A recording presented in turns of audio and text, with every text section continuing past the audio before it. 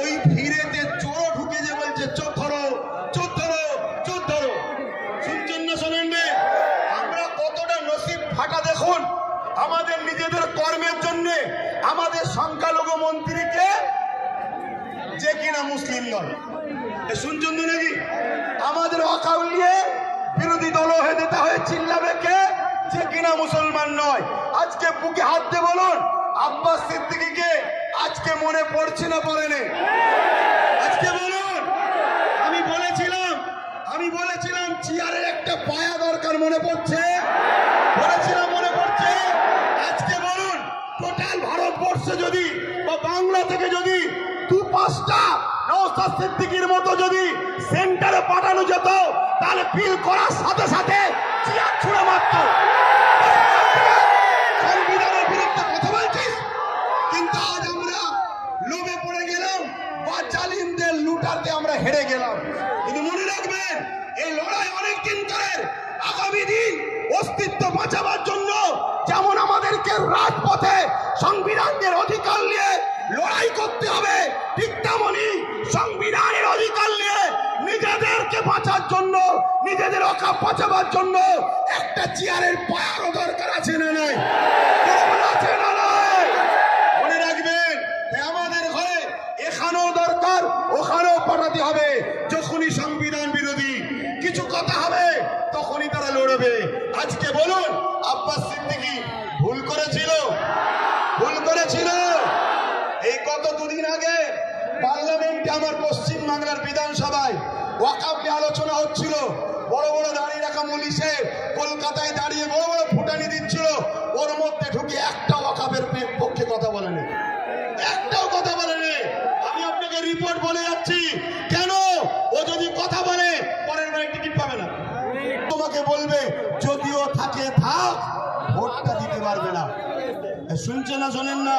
এই বিরাট বড় নাটক, অনেক বড় চেঞ্জ চলছে। মনে রাখবেন, বিগত দিন যা বলেছি আজকে সেটা ঘটছে না ঘটেনি।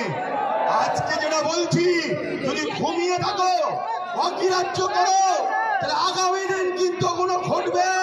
তখন কিন্তু আব্বাস সিদ্দিকী আর বলার জন্য থাকবে না।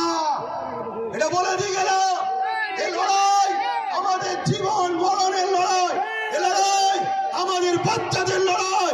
মুসলমান আমার কওমের ভাইয়েরা, ওটা অন্য সমাজের মানুষের সঙ্গে ওয়াকফ নিয়ে নিজেরা বন্ধুর মতো আলোচনা করো, তাদেরকেও বোঝাও যে ভাই, এই লড়াই কোন হিন্দু মুসলমানের লড়াই নয়, এই লড়াই অন্য কোন জাতি ধর্মের বিরুদ্ধে লড়াই নয়। এটা কেন্দ্র সরকার বিভাজন লাগাতে চাইছে। এই লড়াই আমার অধিকার, আমার যেটা গণতান্ত্রিক রাইট, আমার সংবিধানের রাইট, এই রাইটকে কেন্দ্র সরকার লুটছে, এটা মানুষকে বোঝাও। আজকে ছোট্ট একটা কথা বলি, আজকে আজমির শরীফে নাকি হিন্দু ভাইদের কোন একটা বিশ্বাস শিবলিঙ্গর কি করে নিয়ে একটা কিছু ব্যাপার আছে। আমি ভাই কারো ধর্ম নিয়ে বেশি কথা বলা পছন্দ করি না, প্রেমের জিনিস। কিন্তু আমি আমার হিন্দু ভাই, সনাতনী ভাই শ্রদ্ধার সাথে জানাচ্ছি, বলুন তো ভাই, যখন গায়ে খাজা গরিবে নওয়াজ হুজুরের রওজা তৈরি হয়, আজ থেকে প্রায় 800 বছর আগে আলাউদ্দিন খিলজি তখন ছিল, তখন তো হিন্দুস্তানে হাজারো লাখো হিন্দু ভাইয়েরা ছিল, আজমিরেও ছিল। কই তখন তো কেউ কথা তোলেনি, যেটা আপনি শিবলিঙ্গ আমাদের তীর্থভূমি আছে, সেটাকে ভেঙে কেন আপনি বললেন? তারপরে আরো অনেক হুকুমতরা এসেছে, কই কখনো তো কোনো হিন্দু ভাই, সনাতন ভাই আওয়াজ তোলেনি। তারপর ইংরেজ এসেছে, আজকে আমার দেশে এই বিজেপির অটল বিহারী বাজপেয়ী সাহেব এসেছে, কই তখন তো আওয়াজ ওঠেনি। এটা শুধুমাত্র আমাদেরকে ব্রেন ড্রাইভ করছে, হিন্দু ভাইদের ঘরে বোকা বানানো হচ্ছে। শ্রদ্ধার সাথে বলছি, আপনারা নিশ্চয়ই জানেন LIC কে বিক্রি করে দেওয়া হয়েছে। LIC তে চাকরি গেছে কাদের? খারাপ নেবেন না, LIC মুসলমানরা চাকরি করে না, আমার হিন্দু ভাইদের চাকরি গেছে। হকারকে বন্ধ করে দেওয়া হয়েছে, কাদের কাছে চাকরি বলুন? আমার হিন্দু সনাতন ভাইদের। শুনুন আমার হিন্দু ভাইরা, সনাতন ভাইরা, শ্রদ্ধা দিয়ে বলছি, যতটা আপনি ভারতকে ভালোবাসেন আমিও ততটা ভালোবাসি। আমি আপনাকে ছোট করছি না, তবে আমার ধর্ম বলছে দেশকে ভালোবাসা, এই দেশের জন্য মরা, এটা আমাদের জন্য পুণ্যের কাজ। দেশকে আমরা এতটাই ভালোবাসি, তাই আপনাদেরকে শ্রদ্ধার সাথে জানাচ্ছি, মনে রাখবেন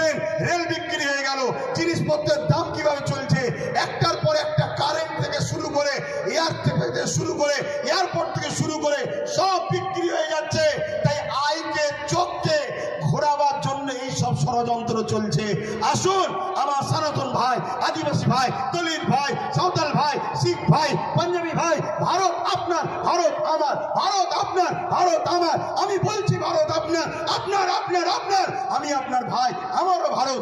আসুন মিলেমিশে যেভাবে ব্রিটিশের কালো থাবা থেকে আমার দেশকে আজাদ করেছি, এই সকল অশুভ যারা দেশকে লুটছে এদের হাত থেকে আমরা দেশকে আবার নতুন করে ফিরিয়ে সুন্দর করে সাজাবার জন্য কাঁধে কাঁধ মিলিয়ে চলি। মনে রাখবেন আমার সনাতন ভাই, আদিবাসী ভাই, দলিত ভাই, সাঁওতাল ভাই, ভারতবর্ষ হলো একটা গাছ, একটা গাছ, একটা বট গাছ বলেন আর যে কোনো গাছ বলেন, একটা শক্তিশালী বড় গাছ।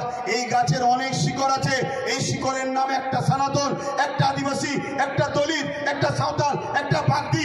মনে রাখবেন আমার ভাইরা, একটা শিকড়ের নামও মুসলমান। যদি একটা শিকড় কাটে গাছ দুর্বল হবে, অর্থাৎ দেশ দুর্বল হবে। মনে রাখবেন আমরা কারো দয়াতে খাই না, আমরা খাই রাজ্জাক আল্লাহর দয়াতে খেয়ে থাকি। ভাইরা আমার, এখানে মনে রাখবেন আজকে সব ষড়যন্ত্র চলছে, এই ষড়যন্ত্র থেকে আমাদেরকে খুব বুঝে বুঝে পা ফেলতে হবে। তাহলে এই লড়াই হিন্দুদের বিরুদ্ধে নাকি? আদিবাসী, সাঁওতাল, বাগদি, খ্রিস্টান না, কোন ভারতীয়দের বিরুদ্ধে লড়াই নয়।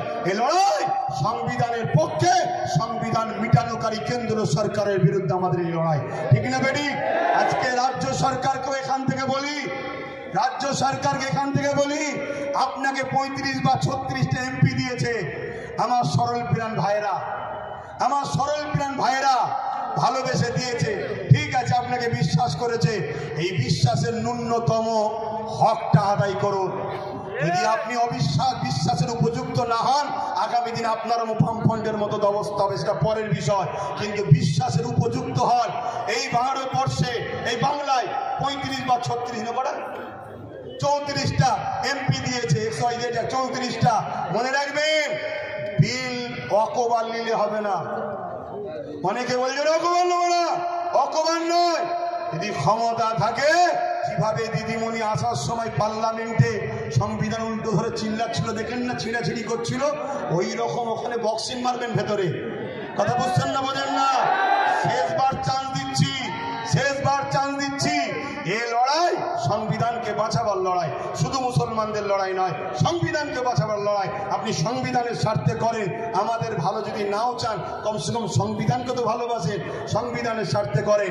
আরেকটা কথা রাজ্য সরকারকে বলে যায়, সেটা হলো এটাই, আপনার অনেক আইবি লোক আছে, পুলিশ বন্ধুরা রয়েছে, খবর আপনাদের কাছে চলে যাবে ঠিকই। শ্রদ্ধার সাথে বলছি, যে ওয়াদা করেছিলেন ওয়াকাফ ফিরিয়ে দাও, ফিরিয়ে দেব, এই ওয়াকাফকে ইমিডিয়েটলি ফিরিয়ে দেন। ওয়াকাফকে যারা দখল করেছে দখল মুক্ত করেন। এ কথা যখনই বলা হবে, রাজ্য সরকার কি বলে জানেন? যে ওইভাবে বুলডোজার আমি চালাতে পারবো না। কিন্তু আমরা দেখেছি এই রাজ্য সরকার গরিব হকারদের করে বুলডোজার চালিয়ে ভেঙেছে। দেখেছেন না? দেখেননি?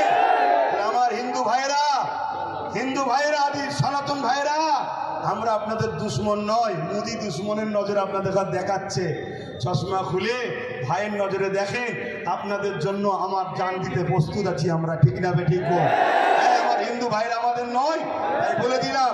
তবে মনে রাখবেন, যদি মনে করেন, যদি কেউ মনে করেন যা যেমন মুসলমানরা ফেসে গেছে এখানে, সেন্টারে আমাদের, রাজ্যে আমাদের, সব জায়গায় আমাদের, তাহলে আমি বলবো সত্য এমন একটা জিনিস, সত্য এমন একটা জিনিস, পৃথিবীর সব মিথ্যা এক জায়গায় হয়েও সত্যকে মিটাতে পারে না। কিন্তু ইনসাফের স্বার্থে, ইনসানিয়াতের স্বার্থে বলে গেলাম। যাক, আমি সংক্ষেপ করছি, শেষ কথা আপনাদের কাছে বলি, আগামী দিন দিল থেকে বলুন, এই লড়াই কি এখানে শেষ না চলবে? লড়াই এখানে শেষ না চলবে? এই লড়াইয়ের দুটো পন্থা, এই আন্দোলন পুরো দরকার হয় একেবারে যেভাবে দখল নিয়েছে ওভাবে দখল নিতে হয়, লিয়া হবে, ঠিক আছে না বেটি? দরকার আছে না? মনে রাখবেন, এই লড়াই চলবে, কিন্তু সংবিধানের ডায়েরির মধ্যে থেকে, সংবিধানের আন্ডারে থেকে, সংবিধানের বাইরে গিয়ে নয়। আরেকটা কথা বলি, আপনারা বোকার মতো ছুটবেন না। ওই জায়গায়